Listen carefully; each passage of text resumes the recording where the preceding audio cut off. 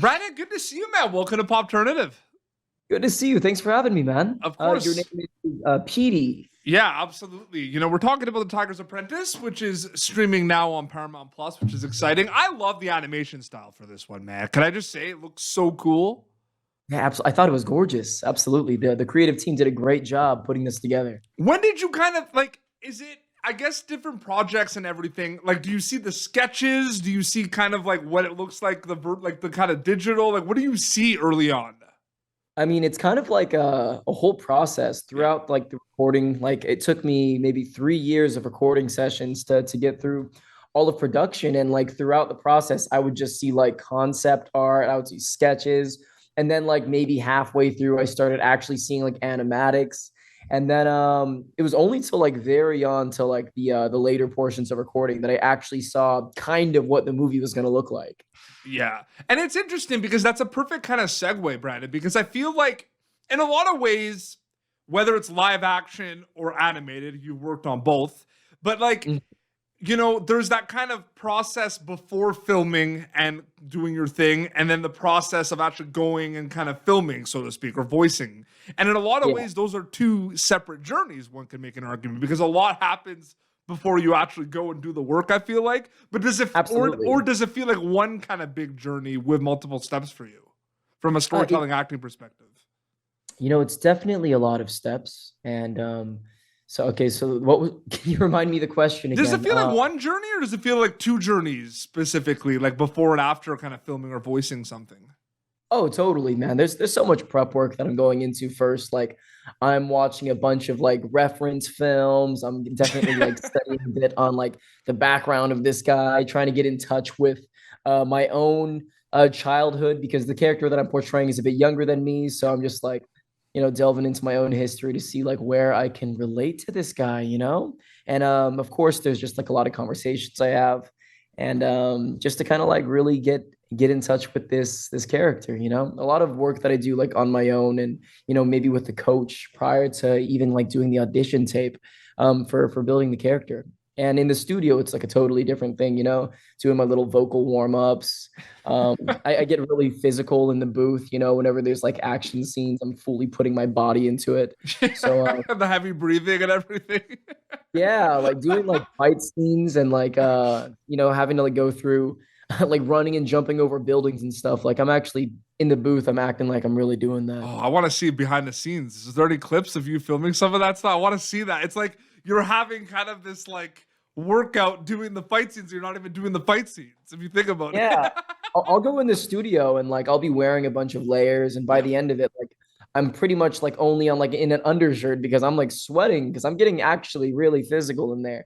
Yeah, if you see the actual footage of that production probably has of me recording it, I'm kind of a spaz in the booth. Like I'm moving around a lot.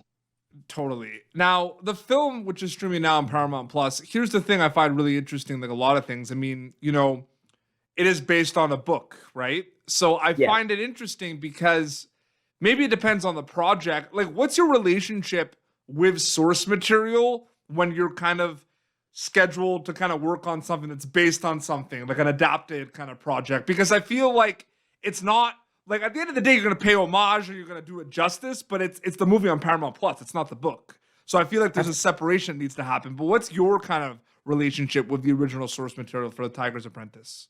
I mean, for sure, like once I found out what the source material was, because when we first get the audition, we're reading dummy sides, we're They reading don't, stuff that they don't tell you nothing to do with anything. the actual script. And then as soon as I found out what it was, I went ahead and like I ordered the ebook and I downloaded the audiobook, and I got as familiar with I could with the material as I was going through the auditioning process. And I think they did a really good job of paying homage, like you said, to the actual book. Of course, like when you translate that over to film, there has to be some stuff that's omitted, but Yeah. overall, I think it's a really honest take of the book itself. I always feel like that's such an interesting thing that I think some people understand more than others, that it's like it's not the book going to screen, like it's a Can't movie. be. Yeah, It it's can't be. impossible. Yeah. Yeah, first of all, if they try to like put all of the material from the book into the movie, it'd be like an 8 hour long movie. Yeah. And then also, there's just so much stuff that can be described verbally that is so hard to translate visually and still have it be compelling without it being too like expository. So they did a really good job of like distilling it down to what you really just need to see. 100%. One of the things that I love about your body of work, Brandon, is not only is it different genres, but if you look at a lot of the projects you worked in, whether it's your voices or your live action, it's so many different characters. Now, I know that's kind of the dream of an actor, right? But like, Yeah. was that something that like I don't think you can think about that, right? Like you just go where the opportunities go and everything, but it's pretty cool that you've been able to play a lot of different characters in a lot of different worlds, right? Yeah, absolutely, man. I think it's just like I feel like as a human being and as an artist, like there's a lot of different dimensions to Brandon Soo Hoo. And I guess like through my acting and through my career, I get to express a lot of those different dimensions. So it really is such a privilege that I've been able to, stick in the game for as long as I have and have been given the opportunities to, these production companies have trusted me with their beloved characters. Mhm. And yeah, every single one is such a unique journey and kind of delving into these characters. So it really is kind of crazy to like be one person but living all of these different lives. Like I've been so many different things. And It's crazy. when my friends will call me up and ask me like, "Oh, like what are you doing today?" I'm like, I'm becoming a tiger," or they'll be like, "Oh, like I'm avenging the death of my grandfather," like I'll just like I've lived so many lives through my characters. It's kind of a trip. It's interesting because like there's a few interviews I've done with actors that like play similar characters in a lot of different genres, which is also funny and cool, right? Like they play like the comedic relief and everything, whether it's a comedy, whether it's a horror movie, but it's Mhm. like it for you it's both, you know what I mean? It's like you got to play in all these genres and completely different characters. Now, the movie that will never go away in regards to your work, was that officially your first movie? Though if you know what I'm talking about right now, like, I know exactly what you're was that talking your about. first movie? That was my first acting gig ever, which Like, is there's no way to like that's think crazy. about the impact of that. Like, you go in, you do your thing. Obviously, it's like a over the top, insane kind of storyline and everything. But I feel like that Masterpiece. it never. It's so good, but like a lot of those, especially with TikTok and everything, the scenes come up from time to time. I'm just saying. Yeah, like stuff that's like I'll be like reminded of my work in that film like in the randomest ways. Like I'll see like video essays on like Robert Downey Jr.'s performance, or I'll see like clips of Tom Cruise doing his little dance thing. Yeah. And I'm just like, oh my God, like that's such a cultural moment. That was such a significant part of like our collective pop culture. And I can't believe like I got to contribute to that. Even to this day, like I can't even fathom the impact that that's had on my life. I mean, it kind of shaped my life from that point onward. I don't know who or what I would be if that didn't happen. So Yeah. yeah, I contemplate on that a lot of just like this is a my life is kind of a It's a super tough one because it was such a long time ago, and the life of an actor. I feel like there's two big kind of misconceptions of being an actor because I have a lot of friends who are actors. One, kind of like what we talked about in the beginning of this interview, like there's this kind of like assumption that actors know what's going on. So let's say they go on like a movie and then like people want a sequel of that movie. They assume that you know the answers, like whether like you'll be oh, called back. So that's the thing, you know what I mean? Like the misconception yeah. of like actors know what's going on. But then two, I feel like it's very like on to the next, you know what I mean? And yeah, it was like a big opportunity, but I feel like that's why sometimes I don't like, I want to talk about the project. You bring up certain things, but it's like it was a long time ago, right? You know what I mean? It's just like social media allows it to kind of live on more. Yeah, it kind of just grows legs of its own, and I have no control in that at all. It's actually always really funny and surprising to me, like how much people think that I do have the answers, or how much like control I have over the industry or over my career. I'll have people and like their uncles coming up to me and they'll be like, "Hey, my niece is like really cute. Can you put her in a movie?" I'm like, "I'm not an exec producer of these films. Like, I'm not a casting director." They're always like, "Hey, like, can I be in your movie?" Or like, "Hey, can you get onto this show? You should be in Game of Thrones. Like, you should just do Game of Yeah, Thrones." you And should. Yeah. I'm like, if they call me and want me in the show, that'd be That great. sounds like a skit going to like a resort on vacation and like the people that are there at the beach just talk to, oh, you're an actor, you'd be Yeah. yeah.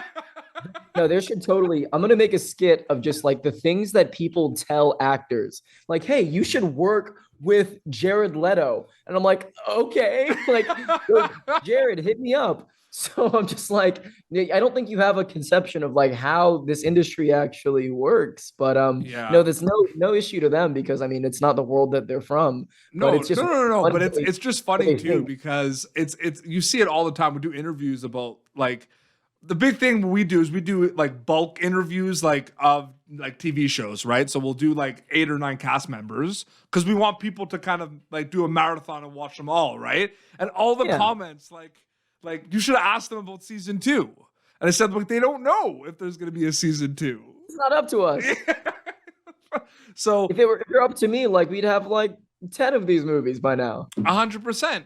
How conscious are you of audiences like watching the thing you're in, like when you're making it, or does that kind of happen afterwards? Like I always think about that. Do you ever go like, "Ooh, they're gonna love this scene," or "Oh, like they're gonna like there's gonna be mixed reactions to this"? Like, do you ever think about that, like while you're making I it? try I try not to think about that stuff because I feel like it's not really conducive to the actual doing of the work.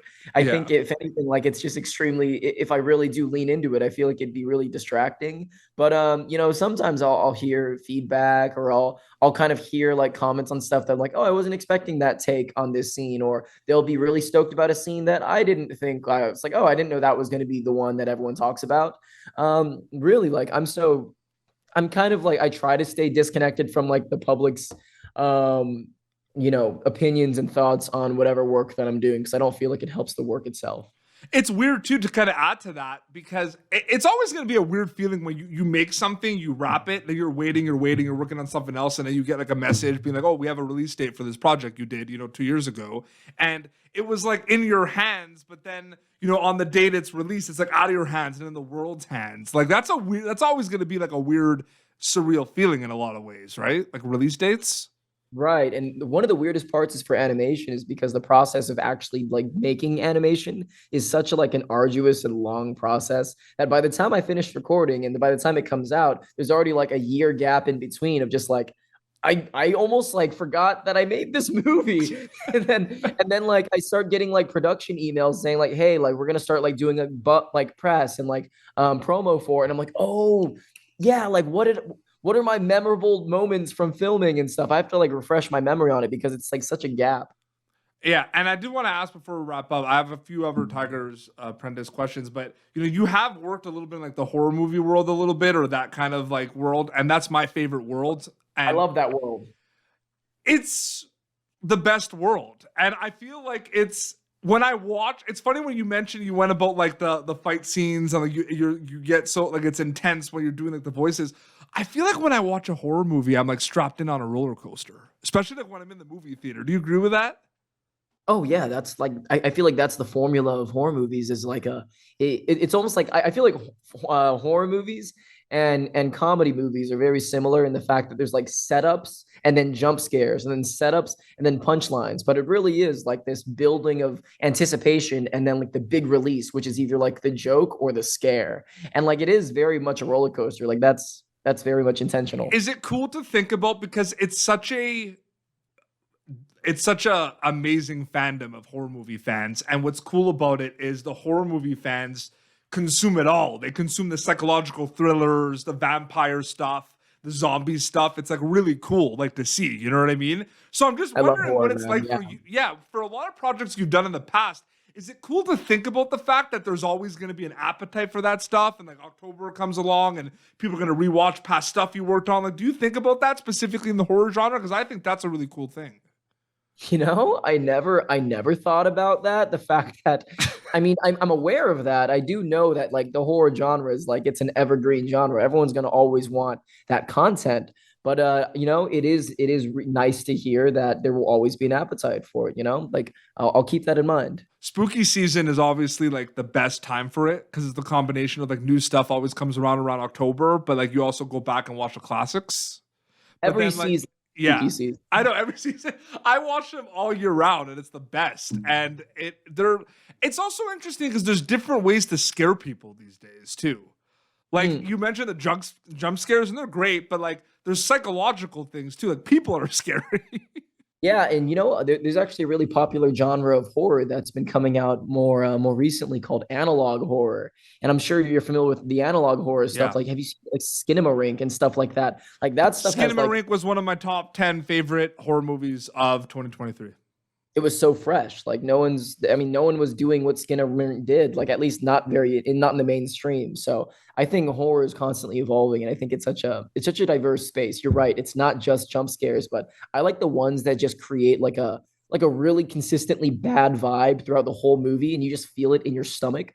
I like that kind of horror. So you're like someone that watches a good amount of them when you can here and there. Like you will watch them. Like when you have time when you're not working, you'll watch a couple and everything. Like did you watch a lot last year? I used to watch a lot more horror than I do because these days I'm trying to keep my mental in a light and positive place.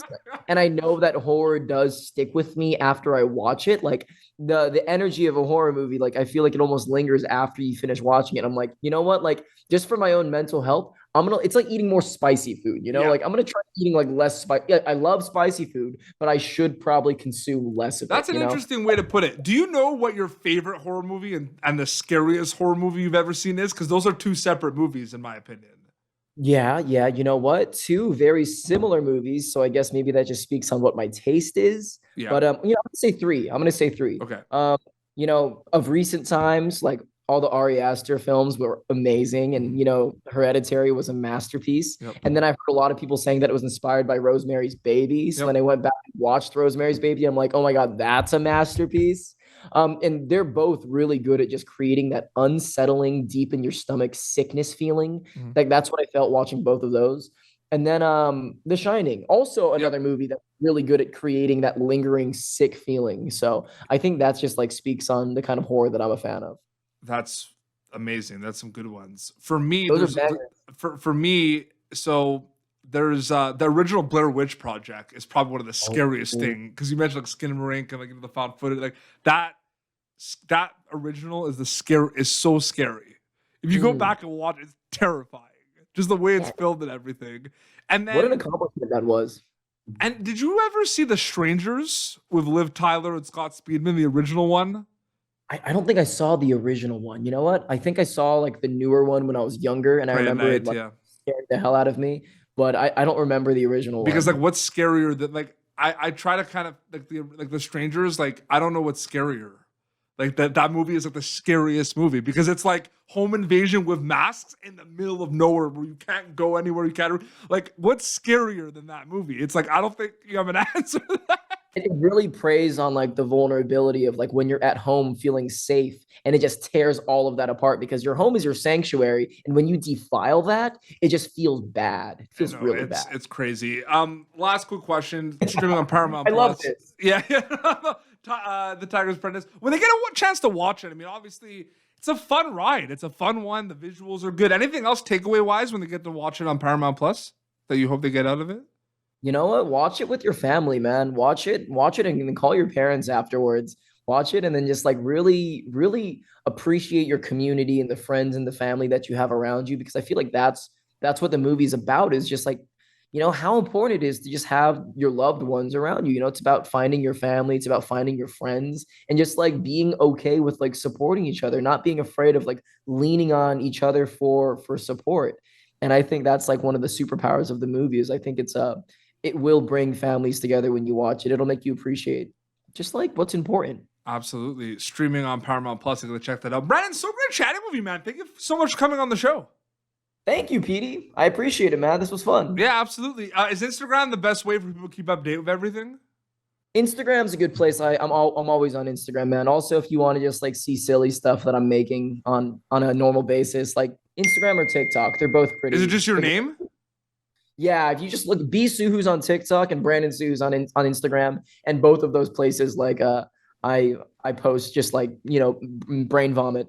Awesome. Well, this has been Pop Turner, youtube.com/Pop Turner for previous episodes. Until next time, this is Brandon Soo Hoo and PD Beats signing off.